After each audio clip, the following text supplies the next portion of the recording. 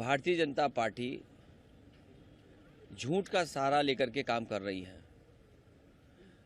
इनकी हर बात झूठी है, झूठे वादे जनता से किए हैं। इससे ज़्यादा खतरनाक काम लोकतंत्र में और क्या हो सकता है। जिन्होंने कहा किसान की आय दोगुनी होगी, हज़ारों किसान आत्महत्या कर लिया एमएसपी के लिए। समाजवादी पार्टी जो अपना विज़न डॉक्यूमेंट लेकर के आई, उसमें किसानों के लिए एमएसपी लागू हो।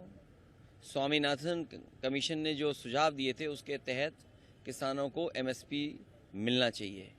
वहीं ये सरकार को स्वीकार करना चाहिए कि 10 साल में सबसे ज़्यादा बेरोजगारी बढ़ी है और बेरोजगारी का पैमाना ये है कि आज 90% नौजवान बिना नौकरी बिना रोजगार के हैं।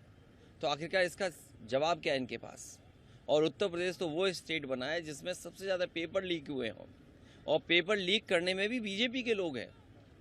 जहाँ जहाँ बीजेपी की सरकार थी वहीं योजनाएं बनी, वहीं पर बच्चों को पेपर दिया गया। तो आज किस मुंह आकर के कह रहे हैं कि उन्होंने 10 साल में नौजवानों को नौकरी रोजगार दिए हैं।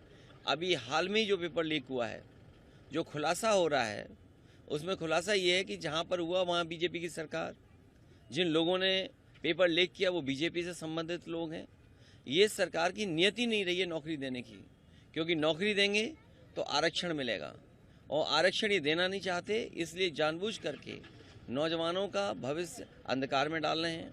समाजवादी पार्टी का मानना है कि अगर देश की रक्षा तभी संभव है जब पक्की नौकरी मिले। आधी अधूरी नौकरी अग्निवीर कभी स्वीकार नहीं कर सकते हैं। समाजवादी लोग जब भी इस सरकार में शामिल होंगे, अग्निवीर जैसी व्यवस्था को समाप्त करेंगे।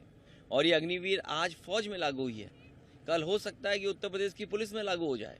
वहाँ 4 साल के बाद बाहर कर रहे हैं, उत्तर प्रदेश में हो सकता है पुलिस पीएससी में 3 साल के बाद बाहर कर दें।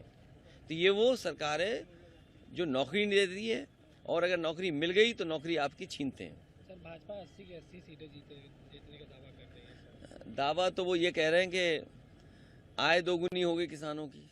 क्या दावा उनका पूरा हुआ?